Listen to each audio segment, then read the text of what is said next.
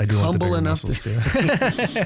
but you stayed humble enough to say, okay, I want to learn something from someone that does something different, right? Like, I think we see so many professionals in these industries that take such pride in what they do that they think that it's the one thing, right? And I think it's all of our information, all of our knowledge together. Because every case is different. Every person, that's why the same thing can have 5 different cues. Dude, what works for you? What's the cue that works for you? The guy who I learned a lot of shoulder surgery from in Philadelphia, Jerry Williams, he's like a very well-known national guy. Mm-hmm. He's like the guy that people go to.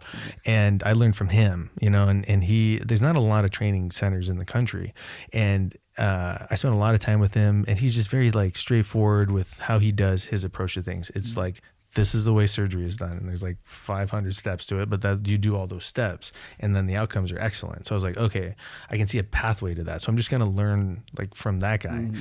And I would pick his brain and kind of, I'm always like, he did a lot of research on the shoulder early on as a surgeon when people didn't really understand shoulder surgery, how to do like specialty surgery is like since Neer, that was in the 1970s. He invented total shoulder replacements in 1977.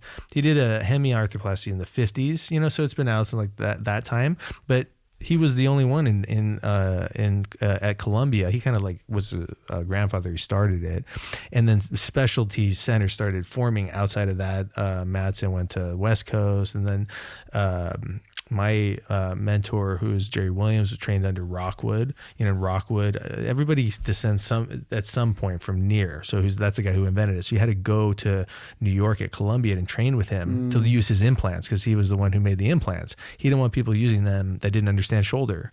And so if you were a shoulder specialist, you could be an orthopedic surgeon. You had to be an orthopedic surgeon, but then you would do training with Neer to put in total shoulder replacements. And that's what I do. I did shoulder replacements. But that's been going on, and those implants have been getting better for year after year, decades after decade. And now there's fellowships just in shoulder. So this guy, who's like a direct descendant from that, he tells me he doesn't know how the shoulder works. He's like, I don't really understand like how it functions. We like understand the basics of it. Like clearly he understands, the muscles and all the movement, and we understand the important parts of like surgery and all the anatomy.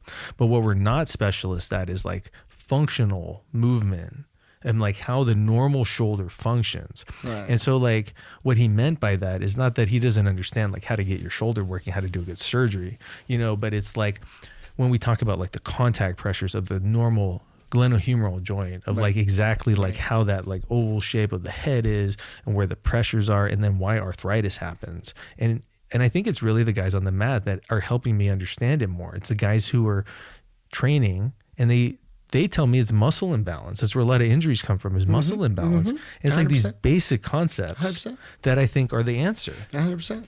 People try to look for very explanations that are very vast.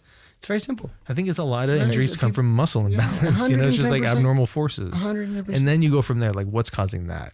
And a lot of the times poor mechanics. If we go back to the thoracic position of the shoulder of the person, who is just going to affect how the shoulder moves. So if we go back to the thoracic impingement of the person, that's affecting the way the shoulder moves. And they keep moving the shoulder, they're going to make the parts that are moving the shoulder stronger and the ones that are not involved weaker. There's your imbalance because of the compensation. Right. So as that starts to develop over time, the compensation gets greater until it has no more room to be greater and something goes. Right. I think understanding it isn't can the person move their arm. The question is, can they move it correctly, efficiently, with what it's supposed to be moving it? Right. And that's the real question.